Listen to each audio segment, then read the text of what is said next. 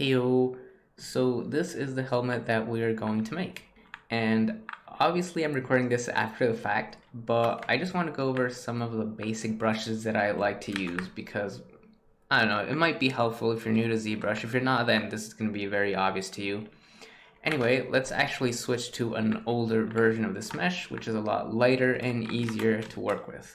So the way you normally access your brushes in ZBrush is pressing B, and then you start pressing the letters to filter out some of these. For instance, if I'm looking for the standard brush, I would press S. And that's going to filter all of the brushes that start with S. And then standard, the next letter is T, so I'll press T, and that's how I get the standard brush.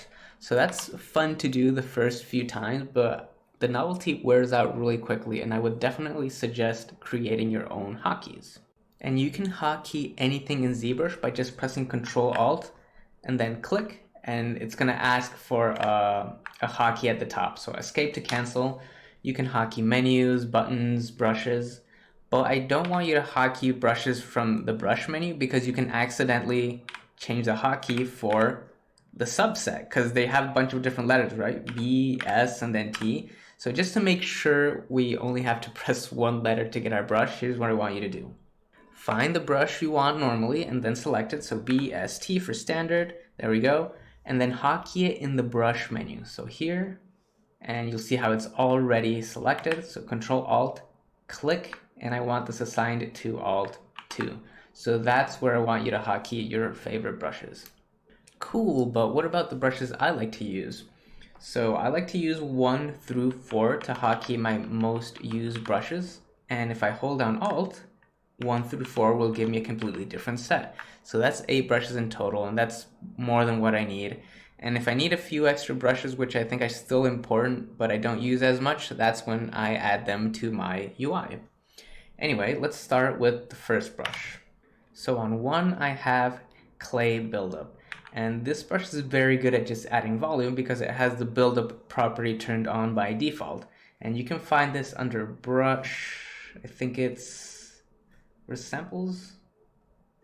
Here it is, buildup. And what this does is it allows you to keep adding height to your stroke without ever having to lift the pen. So I added that button to my UI just for convenience, and if I turn it off, notice how it's not changing the height of the stroke. So that's what buildup does, and that's why I like this brush, because it creates volume very, very quickly. So we can just create some very fast shapes, and yes, it's super dirty, but you can always just smooth it after the fact and do something like this. Or you can be a little bit more careful with it as well and just make small strokes. In fact, let me subdivide this once, Control D. So you can be a little bit more careful with it and then just smooth it afterwards still. And just create some detail like that. So that looks horrible. Let me just undo that. And on Alt 1, I have the clay brush. And this one is very useful to just fill in gaps of your mesh. Something like this. It's very, very soft. So sometimes if I have a very deep depression, for instance, let me switch to the clay buildup for a second. And if I want to get rid of it, maybe what you can do is just smooth it out by holding down Shift, but that doesn't always work. So what I usually like to do is switch to the clay brush and then fill it in, because like I said, this is a very good brush to just fill in depressions. And that's how I like to use this particular brush. And on number 2, we have the damn standard brush. So this one is essentially like a sketch brush. I use it like to pretend that I'm drawing, I guess, because I'm not very good at actually drawing. So what I'll do is I'll sketch out details, and I'm usually very gentle with the surface. You don't really want to press too much when you're using damn standard. Just look for shapes and panel lines, and that's essentially how I use this brush. Just some sort of sketch brush, but in 3D, you know. So just look for interesting shapes that we can later separate or refine. And if you hold on Alt, you can get the opposite effect. So you get a sharper edge like this. So that's another way of using this brush. Something like this. And if you turn on the lazy mouse properties under stroke, where is this? Oh, it's already turned on, so let me just turn up the lazy radius. You can get a very smooth stroke, like a perfect curves. And what other brush do we have? On Alt 2, I have the standard brush. And just like the clay buildup, this one is very good at just creating volume, but it's very, very round in comparison. And one cool thing to do with this brush is if you just go back and forth like this, you can create something that looks a little bit like a tube. I think that's how I made this right here. So it looks pretty bad up close, but at a distance, it holds up just fine. So let me switch to the damp standard and then refine this edge a little bit. Let me turn down lazy radius. There we go. Something like this. And there we go. For concepting or sketching, like that looks just fine when you zoom out. On 3, I have trim dynamic. And if you come from other sculpting software, this is basically a scrape brush. So it's a lot more, what's the word?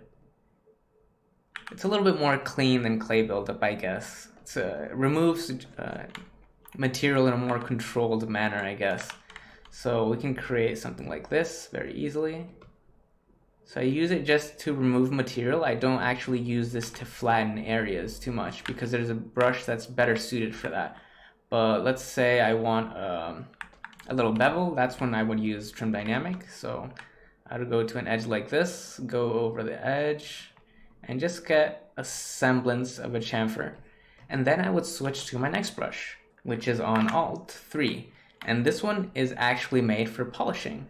So I will go over that edge and polish it afterwards and get a very, very clean chamfer. And you can also use the H polish on curved surfaces as well, not just on flat ones. But you got to be a little bit more careful because if you just apply the stroke in a single area again and again, it's just going to flatten. So if you want to use H polish on a curved surface, you need to sort of like go back and forth and constantly move the brush, because if you stay in one location, that happens. And that might be something you're looking for. So yes, I usually use trim dynamic first to remove material, and then H polish to polish that surface. And on 4, I have the move brush. So this one is very good at just adjusting the mesh. So usually you make it really big and then you just pull it out. Wait, let me actually remove this subdivision. There we go. So I'll pull it and then change the proportions of my mesh and make some tweaks to the shape. If you want to actually move the mesh, don't use the move brush though, use the gizmo. So press W and you'll get this sort of gizmo, and this is how you actually move stuff. But like I said, to make adjustments to our silhouette or just change the shape of things, move brush is very, very, very good at this. And a cool thing about the move brush is normally when you press Alt with any brush, you get the opposite effect, right? But the move brush is different. When you press Alt with the move brush, what it actually does is it pulls the surface in the direction of its normals or the way it's facing. So for instance, if I wanna pull this area out with the move brush, I would need to rotate, pull it out, and then go back just to see what it looks like. But instead, you can just press Alt and you can look at it head on, hold on Alt, and pull like this. And notice how it's doing pretty much the same thing. So holding down Alt with the move brush pulls out the geometry based on its normal. So something like this. And that way you don't have to worry too much about the orientation. But what else? Oh yeah, we also have a snake hook, and I have that one on Alt 4. So this one's also very good at moving geometry. It's actually a little bit stronger than the move brush, but there's a difference. So the move brush, let me switch back to it real quick. It does something like this, right? You pull it out, we can rotate the geometry, I guess. But the snake hook actually creates this. So you can actually guide it, give it a direction. And this one is incredible for just creating, I don't know, horns or antlers. But as you can see, it's not very good with the topology. It tends to destroy things. So afterwards, you might want to hold down Shift and then just relax it a little bit. or use a completely different method to just rebuild this, because the snake hook is just incredibly destructive. So just be a little bit more gentle with it, I guess. I guess this is a good moment to talk about Sculptris Pro. So it's a little button that we turn on right here. Let me just very quickly recreate this. So if we pull out the geometry, it starts to rip apart with snake hook, for instance. So this is just an extreme example, obviously. But watch what happens if we turn on Sculptris Pro. It's automatically creating new geometry as it's needed. So the resolution of the new geo that it makes is dependent on the brush size. So if I make it much smaller, notice how it's much finer now. But what happens if I want a really large brush size and I don't want to lose resolution? You can actually adjust that under Stroke, Sculptris Pro, and for instance turn this value down so the geometry is smaller, so 0.3. And now I can keep a very large brush size and still have tons of resolution. Just want to be careful with Sculptris Pro because it tends to slow down very quickly. So nothing bad is going to happen. It's just it just slows down very, very fast because it has to like analyze the entire mesh whenever you make a stroke with it. So usually I don't use it as much. I just use it sparingly because I like to keep things very responsive.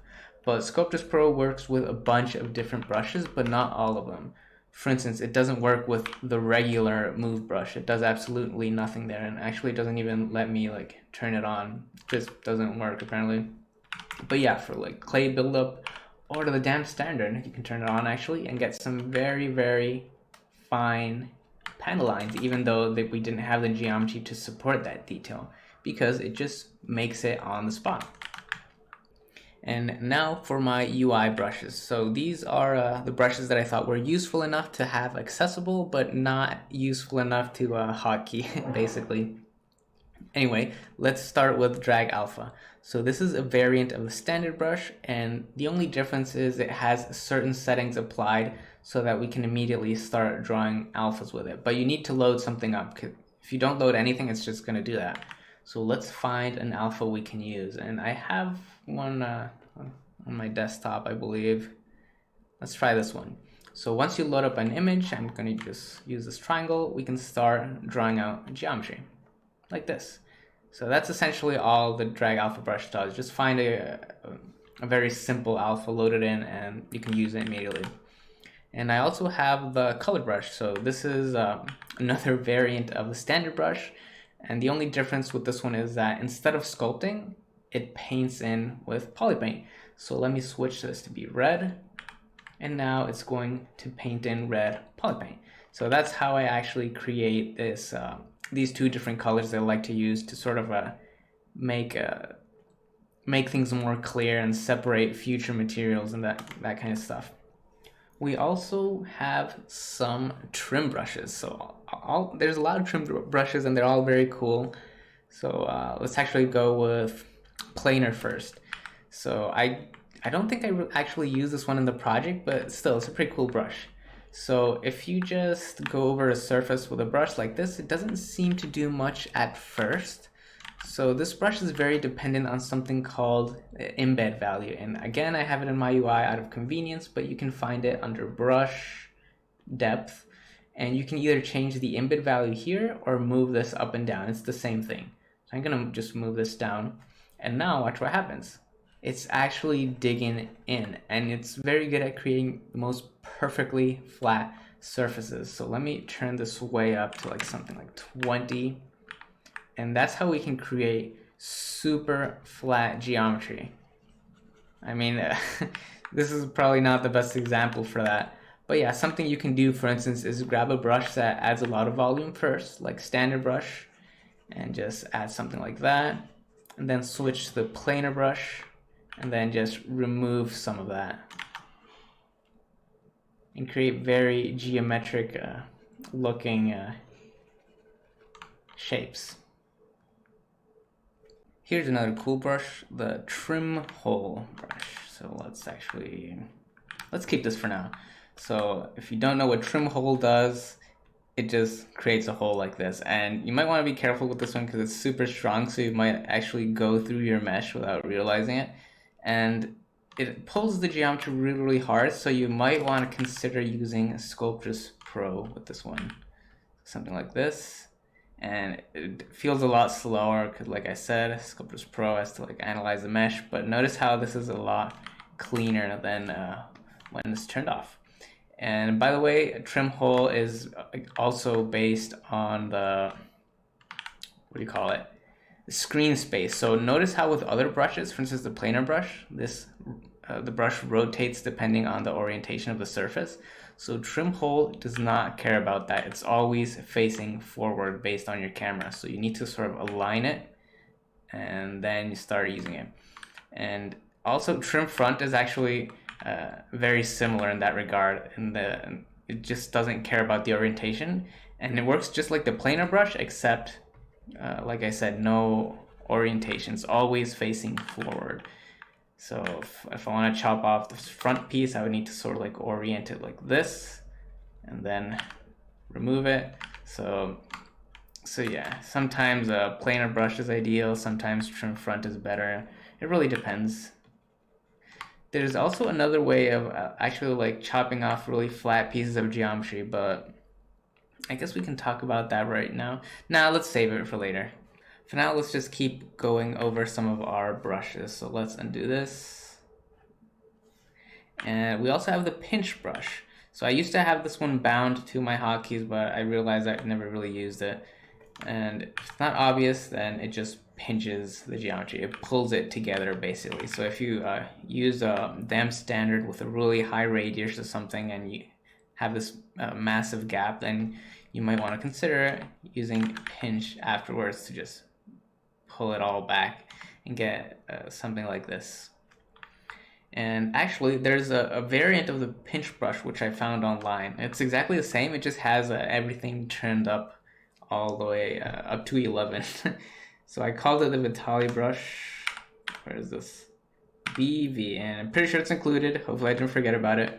So like I said, it's exactly like pinch, it just has everything turned way up, so pinch is really, really hard, and that's another way of creating really sharp edges like this.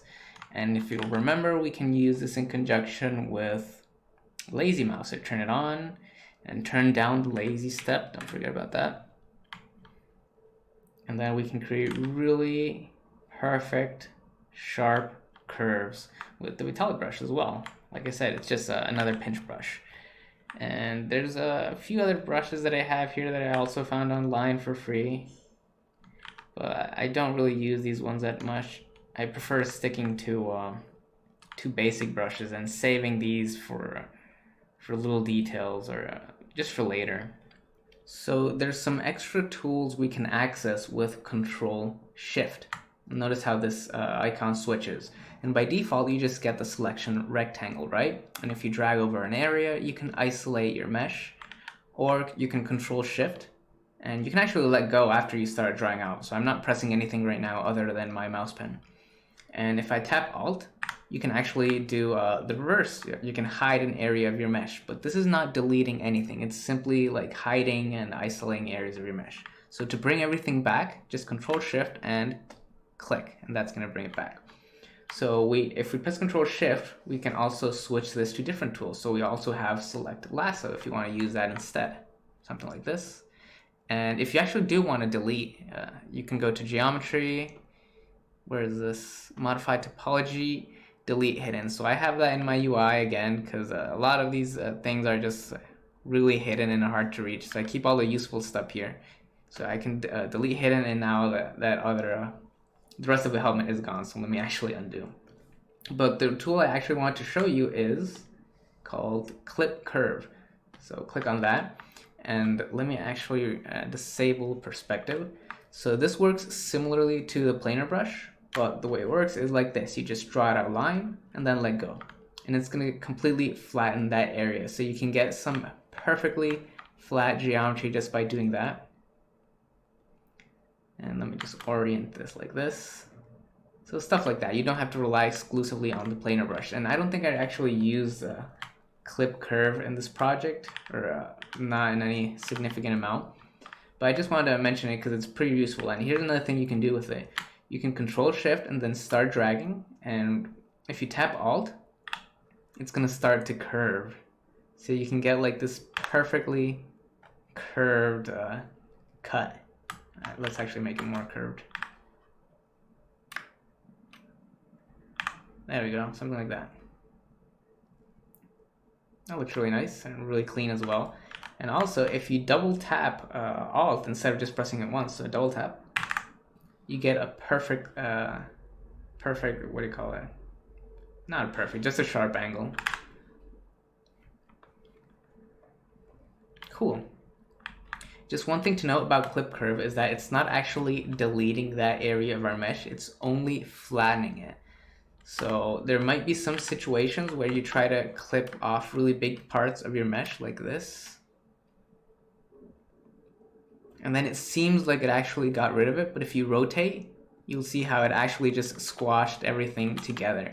So you kind of want to be careful with the clip curve, because again, it's not deleting anything, it's just pushing everything down towards that line we drew. If you do want to delete stuff using something like clip curve, there's actually a special tool for that. So Control Shift and use trim curve instead. So this one actually is deleting our geometry. So if I do that, notice how it actually removed everything and then replaced the whole with new geometry automatically, and it even gave it its own polygroup. So this one definitely alters our topology. The problem with trim curve is that it doesn't work with subdivisions. So if I subdivide it and then try to use trim curve to just delete the chin, for instance, it's going to complain. So that's why people usually stick to a clip curve despite its limitations, simply because it works with subdivisions. So back to clip. So it works fine for the most part. You just got to be careful with the result of the geometry.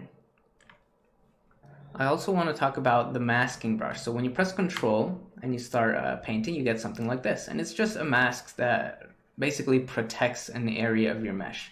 So if I switch to any sculpting brush and I try to sculpt over that area, notice how nothing is happening. And we can invert our mask by just pressing Control and then clicking on an empty area. That's going to invert it. And if instead we Control click on top of the mesh itself, it's going to soften up that mask. Anyway, there's one setting I like to change on my mask brush because I actually don't like dealing with this very soft version. I want my mask to always be at like full opacity like this. I'm using my mouse right now just to make sure. So to get my mask at full opacity all the time, I like to press Control just to keep it active and then go to Brush, Tablet Pressure, and without letting go of Control, because then you're going to switch to a different brush, go to RGB Intensity. Oh my god, it keeps closing. There we go. Tablet Pressure, RGB Intensity, and then just drag this button all the way up. And that's going to make it so that no matter how softly I press on my brush pen, my mask will always be at full opacity.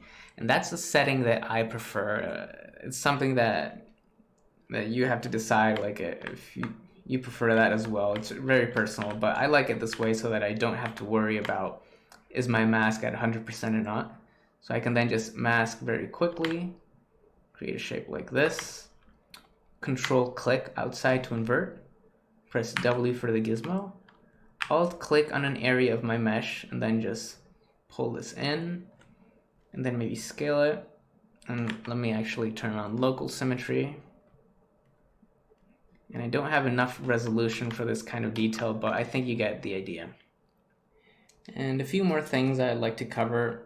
So we're not going to go super in depth into ZBrush. There's just so much to it and so many things you can do. It doesn't really just fit in a single tutorial, but just a few more basics to get up to speed, you know, if you're like a super new to ZBrush. And let's actually talk about Dynamesh real quick. So Dynamesh can be found under Geometry and Dynamesh right here, and there's this little button right here. And if you press it, watch what happens. So let's press it, turn it on. It basically unifies the density of your topology. So notice how before we had some areas that were really, really dense and others that were just didn't have enough topology. So if we press Dynamesh, it just unifies everything. And right now the value is set really low. So let me turn this up, for instance, to something like 1,000. And then Dynamesh. And that's going to take a little bit longer. There we go. So now we have much more resolution. So if we try to do what we did before with the mask brush, we can now actually do that. So we should get a cleaner result this time around. Slightly cleaner. I mean, you might still want to go over it with like the shift, the smooth brush to like clean this up, and maybe the H polish. I don't know. Point is, it's very good at just unifying the whole thing. So if you pull out on your geometry a lot with something like Snakehook, you don't necessarily have to use Sculptris Pro. You can simply just Dynamesh this afterwards. Oh, one more thing to note. Dynamesh is not like active all the time. For instance, it's turned on, but if I pull on this area with Snakehook, notice how it didn't actually update. So to get it to update, you need to control and then drag in an area of your viewport, and that's going to get it to update. So it's not active all the time. If you need extra topology, then you can just use subdivisions normally. So here's this little subdivide button, but the hotkey is Control D. So Control D would add 1, and Control D would just keep adding more.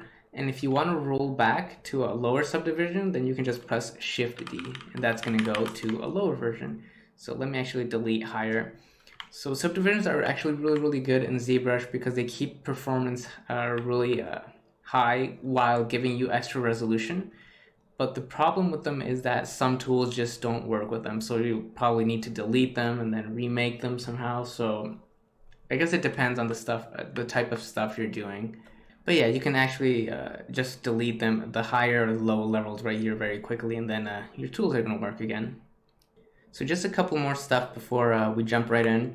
Let's talk about polygroups very quickly. And polygroups are something specific to ZBrush. They're essentially just a way of marking an area of your mesh, and there's tons of stuff you can do with them. But some of the basics are stuff like these. So if I mask out this area of my mesh, for instance, let's make a really nice, clean mask. Something like this, I guess.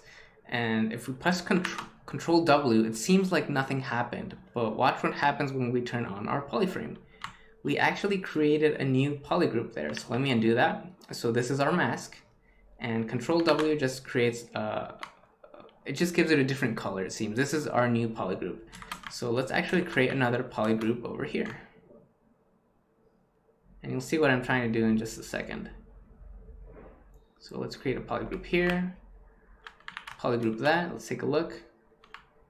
Whoops, I really need to get some of that blue. There we go. Control W, there we go. And even though it sometimes seems like it gives you the same color, as long as you press Control W, then it's a different polygroup. You just trust it. So whenever I remake my polygroups, it's usually just to get a different color and make things more visible. But okay, so we have our polygroups. What can we do with them? Well, first things first, we can actually isolate them. So Control Shift, click, and now we can view just this polygroup. So we don't have to view the entire mesh. So we can do that for a lot of different pieces, but here's the cool thing you can do with them. So after you created them, there's under deformation, there's a little slider that's called to polish by groups. So let me turn this off so we can see what's happening. So if I move the slider all the way up, it's gonna polish everything else, but it's gonna really sharpen out the edges of our polygroups. So just to make this way stronger, let me turn off this little circle and let's do this again. So we'll get maximum intensity. So we get something like this. So this is a very good way of just cleaning up our mesh and at the same time getting really sharp edges. So using polygroups. And this is one of the most useful uses for them. So imagine spending more time and creating a bunch of different polygroups and then just turning up the slider and getting a really clean result. However, I would suggest splitting off our geometry into smaller chunks first instead of doing the whole thing at once, just so it's easier to work with. So I opened up a different file here because there's another example I have for polygroups. So if we look right here and press Shift F, we can see that all of our teeth have the exact same polygroup. And let me actually disable just the lines so we can see them a little bit better. So if we want to move this tooth, for instance, I can switch to my move brush and then try to move it, but I might end up affecting everything else as well. So what I like to do is just go to polygroups and then click on auto groups. And this button, based off of the individual teeth, am I missing one? Oh no, that's actually a polygroup color. Interesting. Anyway, based on the individual objects, it's going to give each one its own polygroup. So what can we do with this? If you press W for the gizmo and then we control click, ZBrush is automatically going to mask out everything else except that polygroup that we clicked on. So now we can move this tooth individually, or we can now just use any other brush like the regular move tool. So if I want to move this purple one instead, click on the gizmo, control click, and now this one is masked out. So it's become very easily to just reposition individual fangs like that. So that's another very useful feature of polygroups. And here's another cool one, which I think I mentioned later, but I'm not sure, so let's just cover it. So if I control click on this one just to mask it out, and then I control drag, we can duplicate them as well. And I'm not totally sure if I need to mask. Let me check. So let me just place my gizmo here, control drag. Yeah, we need to mask or else it's going to duplicate everything. So control click with gizmo active and then control drag, and that's how we duplicate teeth. And that's another easy way of just creating a bunch of replicas. So I'm going to do all that. Oh, and I almost forgot about this. This is very useful. I think I actually covered it in a YouTube video though. So let me actually reduce the subdivisions. So we have a button here that actually retopologizes all our mesh automatically. So if I click on it, let me just use the default value. It does something like this. You know, it tries to sort of detect where the edges are and it'll add some extra edge loops there. But like I said, it's like automatic, so it doesn't always do things very well, or the loops might go in the wrong way. But you can actually help it out by creating polygroups. So if I mask this side out, then press, actually let me turn off symmetry with X. So I'll mask this side, control W, maybe over here. There we go. And maybe I mask this area out as well. And then just press control W again. It's not perfect, I know. Control W, and I'm just gonna use my mirror and weld menu here. Oops, wrong way. There we go.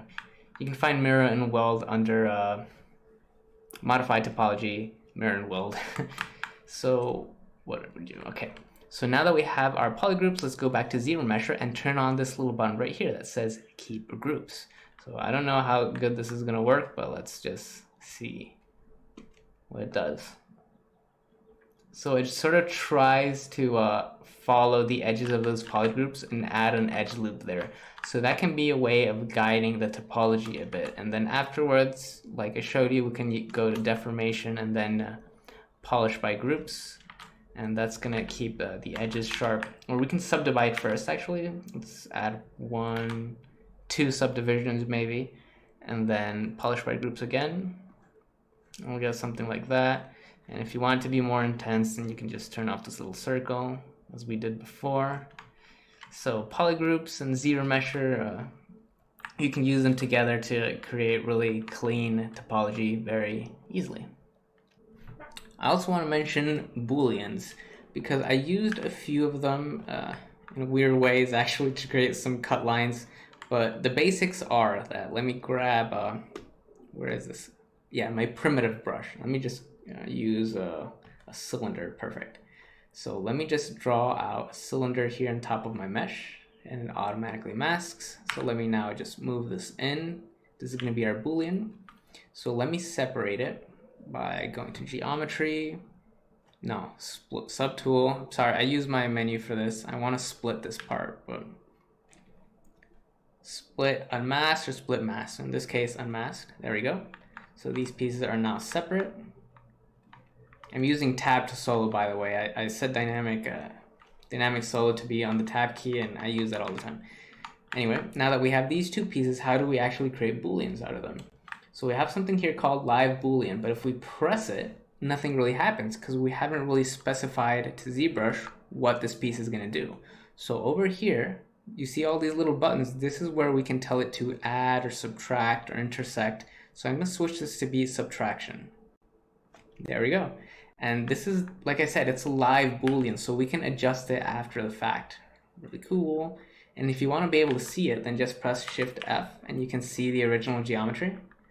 Or you can just turn off the live boolean button. So having it on is going to be a little bit slow when your mesh has really high resolution. So right now it's fine. It's nice and snappy. But yeah, this is how you can actually create booleans. And to actually apply them, what I like to do is actually put these two in a folder. So let me click on new folder. The name doesn't matter. So the base object and then the operator, both in a single folder. And to just apply it, wait, why can't I see them anymore? Okay, there they are. To just apply them, go to the little gear right here and click on Boolean with subdiv. That's automatically gonna do the operation, hide the original pieces, and give us a completely new one that has this applied. So if I turn off live boolean, you see how the geometry actually works. And if you don't like this, you can always just like delete it and then re-enable the original geometry. So they're still here, ZBrush doesn't delete them. And then just readjust them again and do something differently. I actually used booleans for, what do you call it? To creating these cut lines. So I have a special brush. I don't think I have it loaded in, but I'm gonna use a different brush just to demonstrate very quickly. So brush, curve, tube, snap. So I would draw out a curve like this maybe, and I'm gonna hold down Shift just so it loops all the way around. And why is it not looping? Maybe it's just too much. Let me turn off symmetry and try again. I think it's just too much geometry. Oh, there we go. It's trying. I'm just gonna draw a normal curve tube. So that's sort of how I did my, my cut lines. I created a little tube of geometry. And then again, I'm just gonna use my menu this time. So split masked. Then I'll set this to subtract, turn on live boolean, and there it is. There's our cut line that we can adjust. So obviously I did it a little bit cleaner and I used completely different geometry to create, where is this original subtool? I have so many here. I think it's this one. Nope, it's not the one. Here it is. So that's how I created these pieces right here using some complex Boolean profiles, which I'm pretty sure I included. Let me know if I didn't. But yeah, I just wanted to demonstrate that really quickly. Oh, I almost forgot. Another useful thing we can do with polygroups is, let me just polygroup this for instance. Something like this. Let me make sure I press Control W. It gives us a very similar color, but the polygroup is actually there. And this time I'm going to go to stroke. I forget where this is. Curve functions, and then just click on frame mesh, and it's automatically going to create a curve at that location. So now I can grab any curve type brush and then click, and it's going to create a curve there. And actually, we don't need to use frame mesh. I believe we can just, I forget. I think it's draw and then shift, and it'll also create a curve there, or at least try. So draw and shift. There we go. That didn't come out looking very good, but we can always just go to smooth and then smooth that out. Like, I guess that kind of works. We can smooth it out more and then click on it to update it. So yeah, the point is we can use polygroups to add our little curves in very specific locations, which is what I do in the tutorial. And that's how I specify them to be like right here on the cut lines. And that's how we got our perfect, where is this? Or perfectly curved cut lines. Anyway, I never really intended this to be like a super in-depth everything there is to know about ZBrush because there's just so much. But I did want to go over a few things that sometimes I take for granted. You know, I've been using ZBrush for a while, and like sometimes someone will get to me and ask, "What's a polygroup?" So it's like things that I thought were obvious but are not to everyone. So if all these things were obvious to you, then good, I guess. But if they're not, then hopefully some of it was useful. Oh, and if you are new to ZBrush and you just want to use my custom menu, then I don't think I shared my hotkeys. I'm not sure. I might have, but just in case I didn't, and I only have the menu in there, you can see my custom menus up here. I think it's called Armored, Decreasing Armored Menu, and I think there's another one somewhere here. I'm not sure. I think it's this one I call the lazy mouse. Anyway, to map this to hotkeys, just like I said before, Control Alt click, and then you can specify a hotkey. So escape to cancel.